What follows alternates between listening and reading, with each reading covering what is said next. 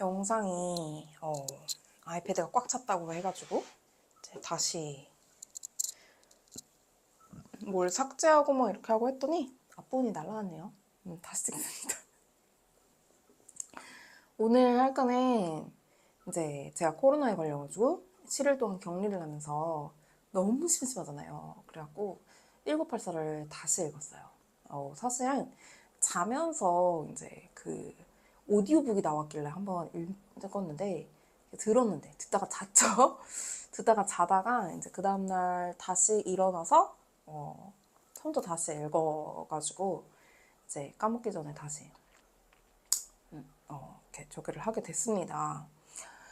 1984는 너무 많이 알려지고 너무 다 읽어야 된다고 얘기하는 그런 고전 명작이잖아요. 그래서 지금 디스토피아를 이제 배경으로 하고 있는데 디스토피아가 뭔지 아시나요? 한국사람은 모른대요. 디스토피아는 유토피아는 아시죠? 유토피아는 어디에도 존재하지 않는 이상향. 천국이에요. 모든 사람이 행복한 곳. 근데 이 유토피아의 반대말이라 그래가지고 역유토피아라고도 해요. 그래서 디스토피아는 유토피아의 반대말이다. 이렇게 생각을 하면 되는데 가장 부정적인 암흑세계를 우리는 디스토피아라고 얘기를 하거든요. 근데 여러분 혹시 아포칼립스라는 말은 들어보셨나요? 포스트 아포칼립스? 뭐 이런 말이 있거든요. 그래서 디스토피아랑 포스트 아포칼립스랑 굉장히 많이 비교가 되는데 아포칼립스는 세계가 멸망해요. 멸망하고 이제 모든 문명과 모든 지식과 뭐 이런 것들이 전부 다 사라진 그런 세계. 그래서 원시로 돌아간 세계, 그 이후의 일, 포스트 아포칼립스라고 하고 디스토피아는 이렇게 한 명의 혹은 하나의 집단이 이제 전체를 지배하는 그런 이제 독재, 제재 하에서 진행이 되는 그런 세상을 얘기를 하고 디스토피아는 일단 이렇게 지배를 하는 그 한 사람이나 혹은 하나의 집단이 모두에게 니네는 유토피아에 살고 있는 거야. 니네는 지금 최선의 환경에서 살고 있는 거야. 니네는 지금 상황에서 어쩔 수 없지만 지금 이 상황에서 너희가 가질 수 있는 최선의 것을 우리는 주고 있어. 라고 계속 세뇌를 해요. 덕분에 이제 모두들 그런 줄 알고 살아가는 그런 곳이 디스토피아라고 할 수 있습니다. 본격적으로 조금 더 1984로 들어가 보자 하면 주인공은 윈스턴 스미스라는 남자예요. 남자인데 이제 직업으로 따지면 프로 조작러거든요. 어떤 걸 조작을 하냐면 만약에 빅브라더 체제 하에 1당 체제잖아요. 1당 체제. 그래서 빅브라더 체제 하에 우리가 원래 신발을 1억 5천 켤레를 만들 거라고 아마 이전에 타임즈에다가 뭐 이런 데다가 신문에다가 뭐 이런 데다가 공지를 했어요. 발표를 했어요. 근데 이게 1억 5천은커녕 이제 1억도 못 만든 거야. 한 6,700켤레 만들었어요. 그러면은 사실상 반도 못 만든 거잖아요. 그러면은 이제 거기다가 이전에 나온 신문이니 타임즈니 잡지니 뭐 이런 데다가 전부 다 원래 우리가 1억 5천이 아니고 5천만 만들 거라고 5천 정도 만들 수 있을 거라고 우리는 예측을 했었어. 근데 봐 우리 6,700이나 만들었다. 이렇게 사기를 치는 거예요. 근데 사기를 치는데 사람이 그걸 믿어가지고 막 다음날 되면 막 행진을 해요. 원래 초콜릿을 이제 30g에서 20g만 매일매일 배급을 할 거다. 이렇게 만약에 바뀌었으면 그 부분에 대해서도 사람들이 왜 우리한테 20g밖에 안 줘? 막 이렇게 난리를 치는 게 정상이잖아요. 근데 그냥 그거를 사기를 쳐요. 원래 우리는 15g이었는데 니네한테 20g 내일부터 주는 거야. 라고 이렇게 사기를 쳐요. 그러면은 사람들이 그 다음날 행진을 해요. 대박이야. 빅브라더 덕분에 우리 원래 이거밖에 못 받았었대. 이거보다 더 많이 받을 수 있어. 막 이런 식으로. 다들 이제 멍청해지는 거죠. 세뇌가 되면서 바보가 되어가는 거예요. 본인의 생각이 없어요. 그래가지고 이렇게 이제 모든 사람들이 세뇌당하는 그런 세상에서 살고 있는 그런 윈스턴 스미스라는 주인공이 이제 여기서는 모든 사람들을 감시하는 텔레스크린이라는 수신 송신이 가능한 장치가 있거든요. 거기서 이제 말이 전달이 되고 이제 그 사람을 감시 카메라, 그러니까 CCTV처럼 전부 다 감시를 하는 그런 느낌이죠. 그래서 혹시 여러분 파노티콘이라는 감옥 아시나요? 파노티콘은 가장 효율적인 감옥이라 그래가지고 이제 그 고등학교 교과서에도 나오는데 중간에 감시자가 있어요. 근데 감시자가 있는 곳은 빛이 없어요. 그래서 감시자를 중간에 두고 이렇게 감옥이 이렇게 둘러싸고 있는데 그 감옥에만 빛이 환하게 비쳐가지고 그 당연히 감시자는 안 보이는 거예요. 그래서 그치만 감시자는 어디든 볼 수가 있죠. 그쵸? 그래서 그 감옥에 있는 사람들은 이 감시자가 누굴 바라보고 있는지 몰라요. 360도 이렇게 쭉 감옥이 이렇게 있는데 그래서 서로 언제 어떻게 감시를 당하고 있는지 모르니까 나중에는 종국에는 본인은 자기 검열을 하면서 이제 스스로를 감시하게 되는 그런 감시 체계가 되는 파놉티콘이라는 효율적 감옥이라는 이제 저희가 나오게 됐는데 약간 그런 거죠. 어디서 언제 어떻게 감시를 당하고 있는지 모르니까 텔레스크린이 어떤 식으로 수신과 송신이 진행되는지도 몰라요. 이게 나의 영상이 거기로 가고 있는지도 모르고 나의 사진이 가고 있는지도 모르고 그렇다고 뭐 말이 가고 있는지도 모르고 아무것도 몰라요. 그러니까 지금 정보의 불평등이죠. 그러다 보니까 이제 얘네들은 내가 어디서 어떤 식으로 감옥을 당하는지도 모르기 때문에 평소에 표정까지도 다 신경을 써가지고 이제 살고 있어야 되는 거예요. 그래서 윈스턴 스미스는 이런 곳에서 살면서 문제는 계속해서 머릿속에서 이건 아닌데 이런 생각이 계속해서 싹튼다기보다 원래 그런 생각을 가지고 있었어요. 이런 생각을 가지고 있으면 사생경찰한테 끌려가거든요. 예전에 우리 독재 시절 때 이제 삼청교육대나 아니면 뭐 경찰들한테 끌려갔던 그 군부 독재 시절 그럴 때랑 비슷한 거죠. 근데 윈스턴 스미스는 어느 날 이제 저기서 크림색 공책을 사서 일기를 쓰는 걸 시작을 해요. 여기서 글씨를 쓰고 뭐하고 이러는 것도 금지가 되어 있거든요. 네, 시키는 일을 잘 하고 있긴 한데 알 수 없는 저항이 이제 저항감을 계속해서 가지게 돼요. 초콜릿이 30에서 20이 됐는데 쟤는 저걸 기억 못하고 행진을 한다고? 막 이런 생각을 하기 시작을 하죠. 그렇게 살아가고 있는데 이게 굉장히 지루하게 많이 나와요. 어떻게 보면 이런 묘사들과 이런 윈스턴의 스미스의 계속 그런 생각이라던가 이런 게 굉장히 계속해서 나오기 때문에 보는 사람 입장에서 굉장히 지루하고 정신 사놓고 막 이래요. 그래서 뭐 어쩌라고 약간 이런 느낌. 네. 줄리아라는 여자가 이 스미스한테 고백을 하죠. 연인 사이로 발전을 해요. 근데 이런 사상 체제하에서는 사랑이란 감정도 절대 불가능한 감정 중에 하나거든요. 가지면 안 돼요. 여기서 성행위라는 걸 자체를 굉장히 이제 구역질나는 걸로 계속해서 세뇌를 해요. 그래서 그렇지만 니네가 성관계를 해야 하는 이유는 오직 아이를 낳기 위해서다 라고 계속해서 세뇌를 하고 그러다 보니까 이제 아이는 전부 다 당해서 길러지고 이러는 이제 시스템인데 어쨌든 줄리아라는 여자가 고백을 해서 연인 사이로 발전을 하고 미래 장소로 일기장을 산 아저씨의 일기장을 산 상가, 빈민가 상가의 2층을 미래 장소로 선택을 하고 거기를 아지트로 삼게 되죠. 근데 중간에 오브라이언이라는 사람이 계속 등장을 해요. 그냥 살짝 등장을 해요. 뭔가 대사가 있는 것도 아니고 그냥 스미스가 바라보면서 저 사람은 뭔가 나랑 통할 것 같아.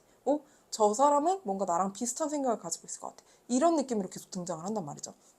그리고 줄리아랑 결국에는 그 사람이 결국 우리랑 같은 생각을 가지고 있을 거다라는 저기로 이제 접촉을 하게 돼요. 접촉하는 그 방법이랑 뭐 이런 것도 좀 디테일하게 나오긴 하는데 그거는 패스하고. 그래서 그리고 오브라이언은 거기서 얘기를 하죠. 나는 사실 혁명을 일으키려는 형제단이라는 곳에 소속이 되어 있다. 니네한테 책을 보내줄 테니 한번 보도록 해라. 라고 하고 책을 보내주거든요. 하지만 오브라이언은 스파이였죠. 오브라이언은 스파이였고 이 2층 그 크림색 일기장을 샀던 그 상가의 주인 할아버지가 사실은 사상경찰이었어요. 그래서 둘은 결국엔 죽도록 고문을 당해요. 죽도록 고문을 당하고 오브라이언이 고문을 들어와서 스미스한테 얘기를 하죠. 우리의 목표는 너희의 사상을 개조하는 것이다. 그리고 사상이 개조되면 너는 총살시킬 것이다. 라고 얘기를 해요. 왜 사상을 개조하면 개조했지 왜 총살까지 시키지? 라는 생각인데 완벽주의라고 생각하고 넘어가도록 하겠습니다. 자, 여기서 어쨌든 제1으로 이 모든 이들이 절대적으로 충성해야 되는 그런 존재를 우리는 빅브라더라고 얘기를 하는데, 빅브라더는 굉장히 여기저기서 많이 나오죠. 그냥 농담으로라도 많이 나와요. 그래서 너는 빅브라더를 사랑한다. 그리고 이 정신개조를 이제 계속 진행을 합니다. 어떤 식으로 진행을 하냐면 고문으로 해요. 고문으로. 이 스미스가 제일 무서워하는 게 쥐였거든요. 쥐였는데 이제 쥐를 가지고 고문을 해요. 근데 정말 소름 끼치게 막 싫어하거든요. 결국에는 이 쥐를 가지고 고문을 하다 보니까 정신개조가 돼요. 어떤 식으로 정말로 나는 빅브라더를 사랑하는구나 라는 걸 스스로 깨닫게 되는 그런 정신개조, 그러니까 정신세뇌가 되는 거죠. 그래서 빅브라더를 나는 진심으로 사랑했네 이러면서 끝이 나요. 근데 굉장히 어떻게 보면 되게 간단한 줄거리예요.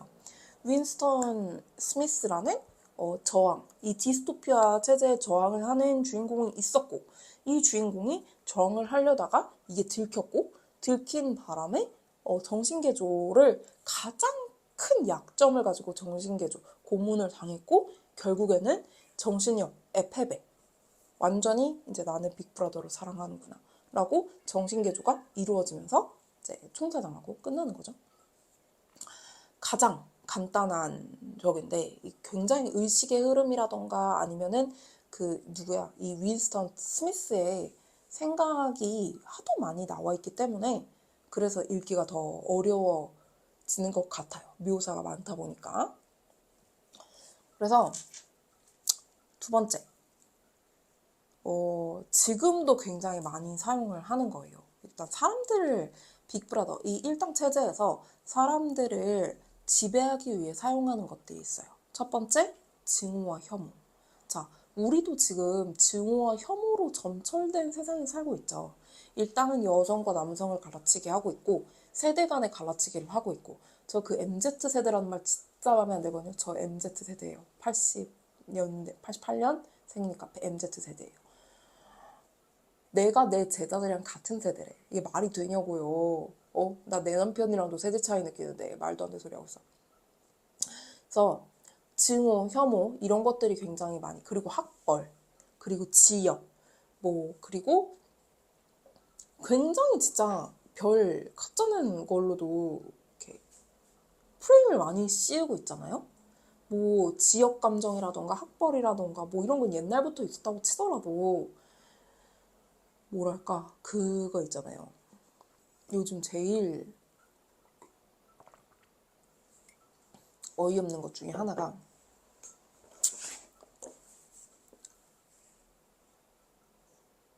살다 보니까 전 제일 어이없는 것 중에 하나가 애플이냐 아니냐, 삼성이냐 아니냐 이런 거 가지고 부심을 부리다 못해서 사람들을 너는 좀 뭐에 뒤떨어지네 이런 식으로 저기를 하는 걸 좀 봤거든요. 진짜 그건 좀 아니지 않을까라는 생각이 됨과 동시에 별놈의 걸로 진짜 혐오와 증오 감정을 이제 저기를 하는구나 라는 생각이 많이 들었어요. 근데 여기는 이제 증오 주간이라는 게 있어요. 이 런던에 지금 여기에는 증오 주간이라는 것도 있고, 증오는 보통 그 빅브라더와 함께 했으나 이제는 사상범이 되어버린 골드스타인에 대한 그런 증오와 그리고 언제나 여기는 전쟁 중이에요. 진짜 전쟁 중이지 않겠죠. 왜냐하면 중간에 전쟁하고 있는 나라가 바뀌거든요. 이럴 수가 없잖아요. 근데 이거는 우리나라 독재 때도 굉장히 많이 썼던 방법이에요. 애초에 박정희 대통령이 우리가 군인들이 우리나라를 지배해야 한다 라고 얘기를 했던 이유가 북한이 언제 쳐들어올지 몰라요. 그쵸? 그리고 우리 세대는 이미 겪어봤어요. 그거를. 우리 그 나라 사람들을. 전쟁을 겪어봤기 때문에 그게 얼마나 무서운 건지 알아요. 그렇기 때문에 전쟁이 다시 나면 안 되잖아요. 근데 군인들이 지켜주겠대요. 그 대신에 우리 말을 들으래요. 그럼 들어야죠. 그쵸? 그런 식으로 이렇게 공포감을 심어주면서 진행돼. 공포감, 혐오감 이런 거를 심어주면 나는 공산당이 싫어요. 막 이런 거. 그래서 증오와 혐오. 그러니까 다른 사람을 향해서 증오와 혐오를 거기다 플러스 공포감을 이제 심어주면서 우리한테까지 신경을 못 쓰게 만드는 거죠. 그리고 우리의 지배를 합리화시키는 그런 게 있고요. 그 다음에 단어를 없애요. 여기에 나오는 게 예로 나오는 게 굿이라는 단어가 있었어요. 굿. 좋은. 그러면은 굿이라는 단어가 있으면 ungood, 안 좋은 이렇게 하면 되지 bad이라는 단어가 왜 있느냐. 그래서 우리는 bad이라는 단어를 없애버렸다. 라고 이제 이렇게 사전 편찬 사업을 하는 그런 사람이 나와서 얘기를 하거든요. 사람들을 지배층이 가장 싫어하는 건 이런 그 나쁜 짓을 하면서 본인들의 이익만 챙기는 지배층이 가장 싫어하는 건 밑에 있는 사람들이 똑똑해지는 거예요. 왜냐? 똑똑해지면은 우리가 불합리하고 자기네들한테 이제 저기가 아니라는 걸 알게 되면서 자꾸 개기거든. 그래서 똑똑해지는 거를 싫어해요. 그러니까 계속 뭘 하는 거예요? 이상한 말을 만들어요. 신어라 그래서 이상한 말을 만들고 구어, 원래 쓰던 영어나 이런 거를 다 없애버려요. 그래서 단어를 없애는, 특히 명사, 부사 뭐 이런 거 있잖아요. 명사, 부사 뭐 이런 형용사 뭐 이런 단어들은 특히 형용사, 부사 같은 거는 수식어라 그래가지고 우리의 말을 좀 더 풍부하게 만들어주는 말이잖아요. 근데 우리의 말이 풍부해지는 게 중요한 이유는 우리는 말에 따라서 생각을 해요. 오죽하면 인문학자, 철학자들 중에서는 우리는 어차피 언어에 예속되어 있기 때문에 언어의 욕망대로 인간은 욕망한다 라는 말이 있을 정도로 우리는 언어에 굉장히 큰 지배를 받는단 말이죠. 그래서 긍정적인 말을 하면 긍정적인 사람이 되고 그 성공에 관한 말을 많이 하면 그 사람은 성공한다 이런 말 들어보셨을 거예요. 왜냐면 사람은 말하는 대로 따라간다. 이게 진짜 진리거든요. 그래서 이렇게 단어를 없애버리잖아요. 단어를 없애고 감정에 대한 말, 특히 이런 걸 없애버리면 사람들은 나중엔 자신의 감정이 뭔지를 몰라요. 왜? 거기에 해당하는 말을 알고 있는 게 없으니까. 그래서 김영하 작가님, 제가 제일 존경하고 좋아하는 작가님, 좋아하는 작가님은 많은데 그 중에 한 분. 근데 이제 본인의 수업 시간에 수업 학기 동안은 짜증나 라는 말을 금지한다고 하신다고 해요. 왜? 내가 짜증나. 짜증나. 짜증나. 모든 놀라는 감정, 진짜 짜증나는 감정, 화나는 감정, 너무 좋은 감정 뭐 이런 거 다 짜증나라 우리는 전부 다 말을 바꿔서 사용할 수가 있거든요. 그 짜증나만 하게 되면 나중에는 본인의 감정이 뭔지도 헷갈리게 돼요. 그러니까 최대한 말은 풍부하게 사용하는 게 가장 좋아요. 그래서 여기서는 그래서 말을 없애버리는 거죠. 왜? 사람들의 생각을 조금 더 이렇게 점점 좁게 만들려고. 그리고 당연히 네가 언제 어디서 저기가 되고 있는지 감시당하고 있을지 모른다는 그런 두려움도 함께 주고 있고요. 그렇죠? 이런 식으로 이제 많은 자기들의 지배를 이제 쉽게 하려고 그런 수단들을 사용을 하죠.